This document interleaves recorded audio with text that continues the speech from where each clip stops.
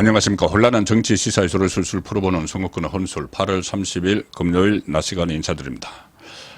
국민의힘 대표 한동훈, 민주당 대표 이재명 9월 1일 이번 주 일요일에 결국 회담을 갖기로 했죠.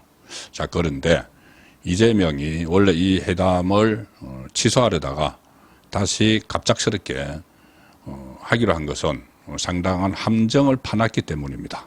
저는 이 회담에 함정이 있고 이것이 결과적으로 지금 가뜩이나 거리가 멀어져 있는 윤석열 대통령과 한동훈 대표 사이를 완전히 갈라치기를 하기 위한 어떤 흉계다, 음모다. 저는 이렇게까지 파악을 합니다. 그 이유를 말씀을 드리겠습니다. 일단 이재명은 윤석열 대통령과 단독회담, 본인은 영수회담이라고 하죠. 그걸 하기 위해서 이재명과 한동훈과의 대표회담을 징검다리로 삼았다. 그 말씀은 제가 여러 차례 드렸습니다.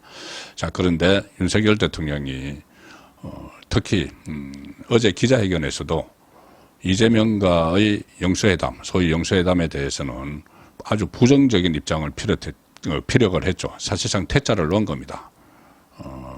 문제가 해결된다면 이 국회가 참 이상한 국회인데 맨날 특검이나 하고 탄핵이나 하는 참 이상한 국회인데 그 문제가 해결이 된다면 영수회담을 10번이라도 하겠지만 그렇지 않다. 자, 그것은 안 하겠다는 이야기죠. 그러면은 이재명 입장에서는 징검다리를 건너서 윤석열 대통령과 회담을 하는 게 목적이었는데 원래 주 목적이 없어져 버렸다. 그러면은 한동훈과의 회담도 안 하려고 했겠죠.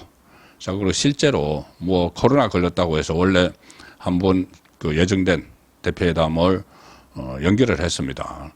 연기를 하고 그 사이에 이 측근들이 나서서 이재명의 측근들이 나서서 한동훈을 아주 조롱을 합니다. 심지어 반바지 대표, 아무 권한이 없는 대표다. 반바지 바지 사장 이런 것을 비롯해서 허수아비 대표다. 이렇게까지 조롱을 합니다.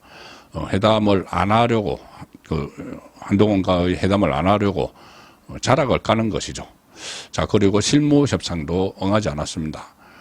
제대로 안 열렸습니다. 한동훈 입장에 있어야 대표 회담을 한다고 하니까 그 다음에 윤석열 대통령과의 영수회담을 목적으로 하든 안 하든 대표 회담을 제안을 하는데 안 한다고 할 수가 없는 것이죠. 그것이 한다고 해놓은 상태고 날짜까지 합의를 했다가 이재명이 코로나 걸리는 바람에 헝클어져 버리는데 어쨌든 한동훈은 지금 입장에서 이걸 안 한다고 할 수는 없습니다. 자기를 조롱을 한다고 반바지 대표 허수아비 이렇게 조롱을 한다고 회담을 안 한다고 할 수는 없죠.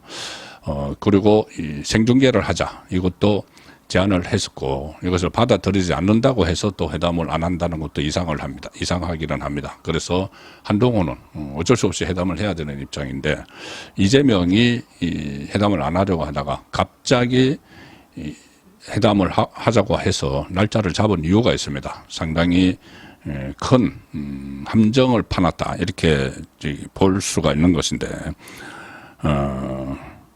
일단 이 목적은 이재명의 목적은 윤석열 대통령과 한동훈 대표의 관계를 이번을 기회라고 생각하고 완전히 벌려놓자는 겁니다. 완전히 벌려놓자. 이게 제가 우려하는 점부터 먼저 말씀을 드리면은 두 사람의 관계, 윤석열 대통령과 한동훈 대표의 관계가 완전히 벌어지면은 지금 친한파 국회의원들이 있습니다. 제법 있습니다. 한 20명 정도까지는 상당히 한동훈 쪽에 기울어져 있고 핵심만 해도 한 10명 정도는 이제 꼽을 수가 있는데 자, 지금 국민의힘 의석수가 108석이죠. 108석인데 만약에 여기서 8명 이상이 다 이탈을 해버리면은 국정 운영을 못 합니다. 그러면 이게 거부권이 무력화되죠. 3분의 1을 확보하지 못하고 있으면은 거부권을 행사를 해도 대통령이 탄핵 법안, 특검 법안에 대해서 거부권을 행사를 해도 그것이 다시 재의결을 해서 3분의 2, 그러니까 200명 이상이면은 거부권이 무력화돼 버리죠. 자, 그래서 국민의힘 입장에서 8명 이상만 이탈을 하면은 대통령의 거부권이 무력화된다. 그리고 또 탄핵 저지선이 무너집니다. 탄핵도 3분의 2조 대통령 탄핵 의결을 하는데 그 저지선도 무너집니다. 그리고 개헌선도 무너지죠. 개헌도 3분의 2이기 때문에. 자, 그래서 이 8명 이상이 이탈을 하면은 국정 운영을 못할 정도가 되는데 지금 한동훈을 따르는 그 현역 의원들이 그 이상은 된다는 그 이야기죠. 자, 그래서 아마 이재명으로서는 그걸 노리고 한동훈을 파고드는 것 아닌가. 그런 생각을 저는 지울 수가 없습니다. 계속 그런 생각을 하고 있습니다. 그리고 마침 지금 이재명 입장에서는 윤석열 대통령과 한동훈 대표를 갈라놓기 딱 좋은 그 수단이 두 개가 생겼죠. 두 개가 생겼습니다. 하나는 어제 갈등이 그대로 노출됐죠. 의대 정원 문제가 노출이 됐습니다.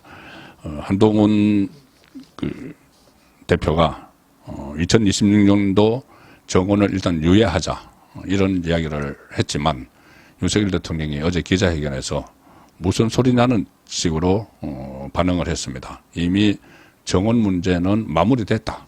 못을 박아버렸죠. 세기로 박았죠. 자, 그래서 그 다음에 이제 한동훈 대표가 현장의 목소리를 너무 모르는 것 같아. 실상을 모르는 것 같아. 또 이렇게 좀 반발을 하는 상황인데 그 2026년도 정원 유예안에 대해서 이재명이 긍정적인 반응을 내놨었죠. 그래서 일종의 한동훈에게 이거 러브콜을 보낸 거다. 이렇게까지도 해석이 가능합니다. 만약에 윤석열 대통령이 어제 의대 정원은 마무리됐다. 이렇게 선언을 했는데 야당 대표와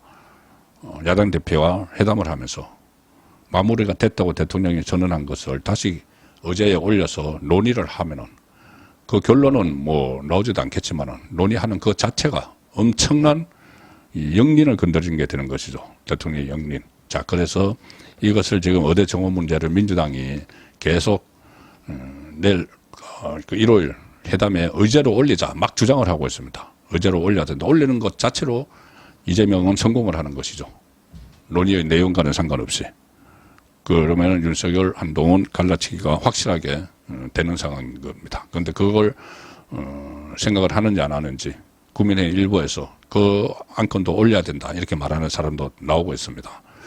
자, 또 하나 최상병 특검법 관련입니다. 그 한동훈 대표가 제3자 특검안을 그때 제안을 했는데 대법원장이 특검을 추천하는, 그런데 그게 지금 사실상 용도 폐기된 상황이죠. 그런데 민주당은 계속 이것을 가지고 또 이간책의 하나로 물고 늘어지고 있습니다. 무슨 뭐 일주일 안에 뭐 발의를 하라 뭐 이렇게까지 박찬대 막 이렇게까지 이야기를 하고 있죠.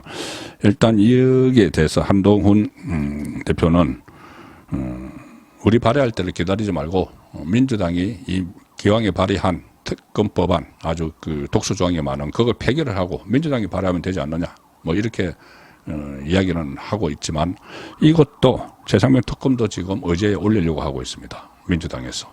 이 역시도 의대 정원 문제처럼 의제에 올라가서 논의를 하는 순간 영린을 건드리게 되는 겁니다. 왜 그러냐면은 윤석열 대통령은 어제도 지금 그 최상병과 관련해서 외압의 실체가 없다는 뜻을 분명히 했고 수사가 잘 되고 있다. 그 이야기였습니다. 그 전에 기자회견 할 때는 수사가 미진하면 나라도 나서서 특검을 주장하겠다고 했지만 어제는 수사가 잘 되고 있다고 했습니다. 그때 경북경찰청이 최상병 그 순직 사건 자체를 수사한 수사 결과 그리고 지금 공수처가 아주 뭐 대통령의 통신 기록까지 다 훑을 정도로 막 수사를 하고 있죠. 수사가 잘 되고 있는데 왜 특검을 해야 되는가? 이게 어제 분명한 입장이 나왔습니다. 그래서 아예 특검 자체가 필요 없다는 게 윤석열 대통령의 생각인데 무슨 뭐 특검을 전제로 하는 것을 전제로 해서 특별검사 추천권을 누가 갖느냐 이것을 여당 대표가 야당 대표와 논의하는 자체가 엄청난 이 영린을 건드리는 게 되는 겁니다. 그래서 이 두 가지로 지금 이 두 가지를 의제에 넣자는 게 민주당 주장이죠. 계속 이것을 주장을 하고 있습니다. 지금도. 그래서 한동훈이 이 두 가지 사안을 가지고 이재명과 논의를 하는 그 자체만으로 지금 윤석열 대통령과 한동훈 대표의 고언은 굉장히 깊어질 수밖에 없는 상황인데 만약에 자 실무진에서 이 두 가지를 어제 넣자고 하는데 한동훈 대표 쪽이 계속 반대를 하면은 그냥 금투세 같은 민생만 하자고 하면은 이게 나중에 합의가 안 되면은 합의가 안 되면 회담이 깨는 것이 아니고 이재명 쪽에서 깨는 것이 아니고 그래도 회담을 강행을 할 수도 있습니다. 왜 그러냐면은 회담 어제가 합의가 안 됐어도 그냥 모두 발언 같은 데서 해버리면 그만이죠. 이야기를 해버리면 그만이죠. 그때 윤석열 대통령과 처음으로 단독 회담을 할 때 그렇게 했지 않습니까? 사전에 실무 조율한 걸 다 어기고 그냥 주머니에서 A4용지 그 10장 꺼내가지고 TV 생중계되는 그 상황에서 읽어버렸죠. 개딸들에게 메시지를 보내기 위해서. 자, 이번에도 읽어버리면 그만입니다. 지금 생중계는 다 안 하기로 했지만은 모두 발언은 뭐 공개를 하니까는 거기서 이 여대 정원 문제 그리고 최상병 특검과 관련해서 이야기를 쭉 해버리면 한동훈이 옆에 앉아 있는 자리에서 자 그것은 속수무책으로 또 당하게 되는 것이죠. 그래서 회담을 하는 자체가 저는 상당히 지금 위험하다고 보는데 그렇다고 지금 한동훈 쪽에서 발을 빼기는 좀 어려운 상황이죠.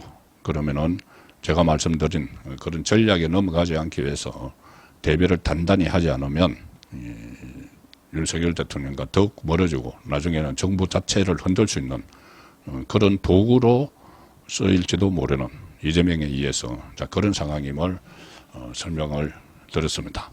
송국근의 혼술이었습니다.